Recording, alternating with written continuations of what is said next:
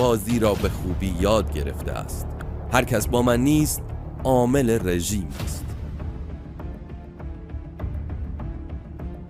میران نصیری به خوبی می‌داند که در فضای ملتهب امروز ایجاد تنفر ساده ترین راه برای حذف مخالفین است. او اختلافات پیش پا افتاده مانند بحث با شیما قرویان بر سر یک کت قدیمی را به مسائل امنیتی گره می‌زند. شیما که روزی دوست نزدیک او بود، ناگهان در روایت‌های میرا به جاسوس و عامل رژیم تبدیل شد تا سیل فحاشی و نفرت کاربران به سوی او روانه شود. الیکا به حق نیز سرنوشتی مشابه داشت. او که زمانی همخانه میرا بود، پس از انتشار چت‌های خصوصی و تحقیرهای مداوم نه تنها برچسب خبرچین خورد، بلکه از نظر روحی و جسمی تا مرز فروپاشی پیش رفت.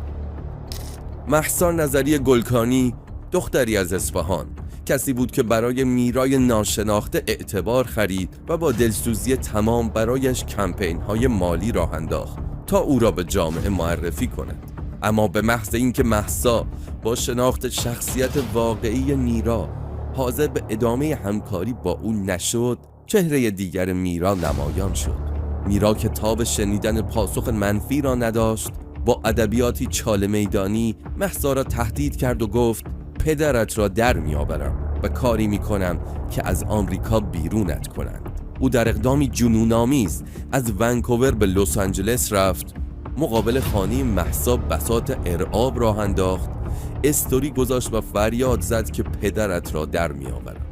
او با تحقیر محل زندگی مهسا و جعل داستان‌هایی مبنی بر تعقیب آنها توسط FBI نشان داد که برای نابودی کسی که روزی نردبان ترقیش بوده از هیچ جنایتی فروگذار نمی‌کند. پرونده مهسا نظری توسط آیس در حال بررسی است.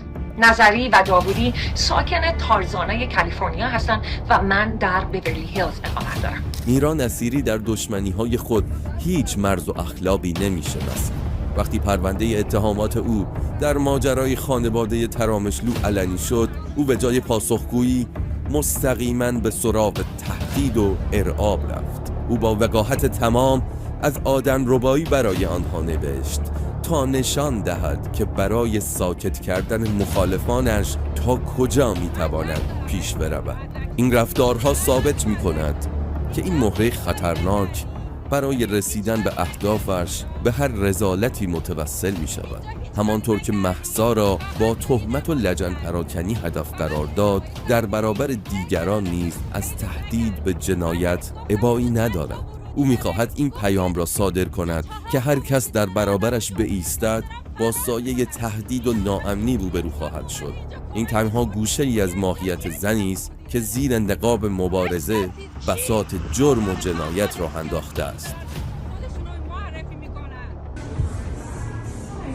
شما بر ضد بنده ویدئو درست کردید و ادعای دروغ کردید که من در جلوی مسجد القدیر به شماها حمله کردم، در حالی که حقیقت نداشت.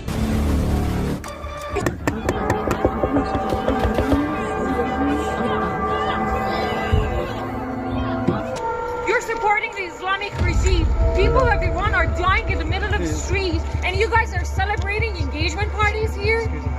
میران نصیری تبلور رذالت اخلاقی مد نظر شوپنهاور است. کسی که در مکتب روحانیون پیرو خط امام آموخته چگونه از آزادی بیان به عنوان حق مطلق خود برای سرکوب مخالفان خود و از تهدید برای ساکت کردن آدم‌ها استفاده کند.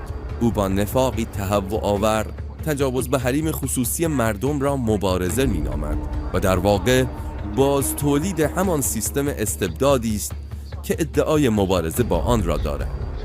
برای او افشای زندگی شخصی و شماره تلفن دیگران مبارزه است، اما انتشار آدرس خودش نقض حقوق بشر و ترور. شما گفتید دست از کلاهبرداری بردارید، منظورتون چیه؟ شما بله از کلاهبرداری خوراک فقط خوراک مجازی هستید که فقط از احساسات مردم سوء استفاده. کلاهبرداری رو توضیح می‌فرمایید؟ همین. میران نصیری بدون هیچ سابقه شناخته شده‌ای در روزنامه نگاری و بدون نگارش حتی یک مقاله خود را خبرنگار تحقیقی معرفی می‌کند. چند خبر پراکنده، چند تصویر بی ارتباط، چند نام مشابه و در نهایت روایتی سر همبندی شده که در فضای مجازی رها می‌شود تا موجی از خشم عمومی را برانگیزد. نمونه روشن این الگو در ماجرای مریم معتمدی هاشمی متولد 1356 دیده می شود. مهندس ساختمان و معاون شهرداری سمنان که میران نصیری به او انگ اختلاس و محکومیت زندان زد. این محکومیت اما متعلق به مریم هاشمی دیگری با سنی متفاوت است که با اتهام اختلاس محاکمه و زندانی شده بود. او متن پرونده یکی را برداشت، تصویر دیگری را کنار آن گذاشت و از دل این تقلب آشکار چیزی را به نام گزارش تحقیقی به مخاطبان فروخت. تنها یک تشابه اسمی کافی بود تا ماشین تخریب او به حرکت درآید. این دقیقاً همان نقطه است که نقاب خبرنگار تحقیقی فرو می‌افتد و چهره واقعی یک جاعل حرفه‌ای آشکار می‌شود. کسی که حقیقت را قربانی می‌کند تا از ویرانه آبروی دیگران برای خود اعتبار بسازد. این الگو برای همه تکرار می‌شود.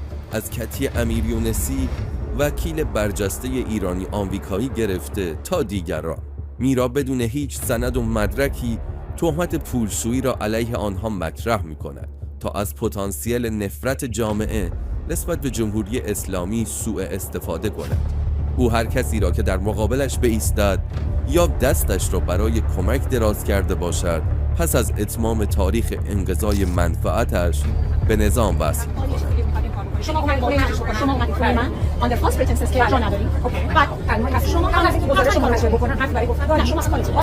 صحنه درگیری او با کتی در کافی شاپ تنها گوشه‌ای از این رفتار هاست که نشان می‌دهد او چگونه از احساسات مردم برای پیشبرد اهداف شخصی خود تغذیه می‌کند. میشناختم و خیلی هم دوست داشتم و خیلی هم ساپورت می‌کردم که آفرین که تو اگینست جمهوری اسلامی کمک می‌کنی. همین در حد اینجوری میشناختمشون، ندیده بودمشون نه هیچی.